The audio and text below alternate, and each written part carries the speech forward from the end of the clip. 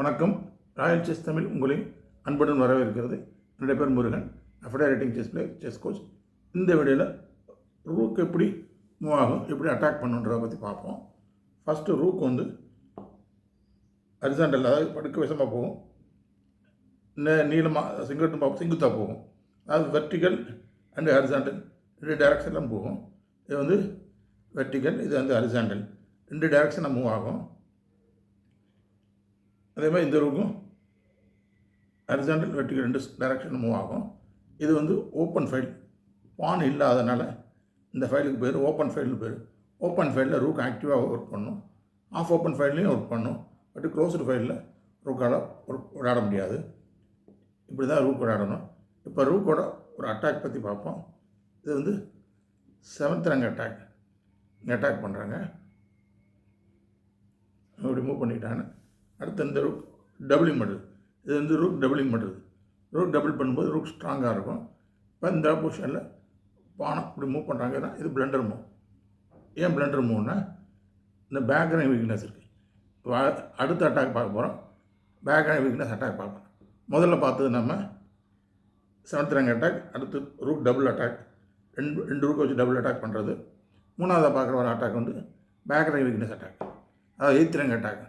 8th rank இப்படி வைக்கும்போது ரூக்கான rook அடித்தா, இந்த ரூக்கான ரூக் அடிக்கும்போது பேக்ரவுண்ட் வீக்னஸ் செக்மேட் ஆகுது.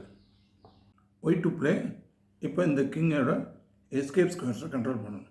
இப்போ இங்கே வைக்கும்போது ரூக் எஸ்கேப் ஸ்கொயர்ஸை கண்ட்ரோல் பண்ணிடும். இந்த கிங்கை ரூக்கை வச்சு 50 முறை செக்மேட் பண்ண முடியும். ஸ்லோவாக அந்த கிங்கை ஸ்டெப் பை ஸ்டெப்பாக கார்னர் கொண்டுட்டு வரணும். அது எப்படி பண்ணுறதுன்னு பார்ப்போம். இப்போ இங்கே வச்ச உடனே இந்த கிங் இங்கே போகலாம். இப்போ மறுபடியும் இங்கே வருவாங்க.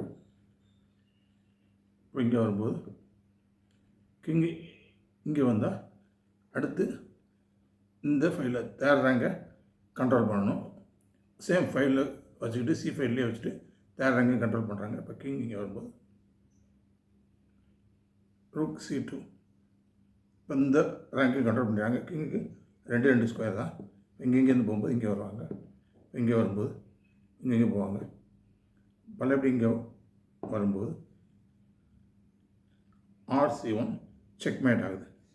இப்படி தான் கொஞ்சம் கொஞ்சமாக புஷ் பண்ணி கார்னருக்கு வந்து இந்த ரூக்கை செக்மேட் பண்ணணும். இன்னொரு ரூக் மெத்தட்ஸ் காட்டுறேன் பாருங்கள். இங்கேருந்து இங்கே வச்சா ஒன்மு செக்மேட், அது ரொம்ப ஈஸி. இப்போ இங்கே இருக்குது, எப்படி மேட் பண்ணுறதுன்னு பார்ப்போம். இப்போ ஒயிட் டு பிளே. பேக்கில் இப்படி போகும்போது இந்த ஸ்கொயருக்கு கிங்கால் வர முடியாது. ஸ்கொயர் கட் இங்கே தான் வரணும்.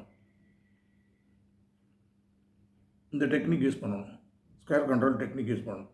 ஸ்கொயர் கண்ட்ரோல் டெக்னிக் யூஸ் பண்ணிங்கன்னா கிங்கால் இந்த ஸ்கொயர் எஸ்கேப் ஆக முடியாது. ஒரே மூவ் இங்கே தான் வரணும். வரும்போது இங்கே செக்மேட். இப்படி தான் செக்மேட் பண்ண முடியும். இப்போ இந்த இடத்துல ரூக் இருக்குன்னா 3 மூணை செக்மேட் பண்ண முடியுமா? பண்ண முடியும். எப்படின்னா ஃபஸ்ட்டு கிங்கோட எஸ்கேப் ஸ்கொயரை கண்ட்ரோல் பண்ணணும். E5ல் ஒரே இங்கே தான் வரணும். அடுத்து ரூக் B5ல் வச்சு B5ல் கண்ட்ரோல் பண்ணணும். ஒரே இங்கே தான் வரணும்.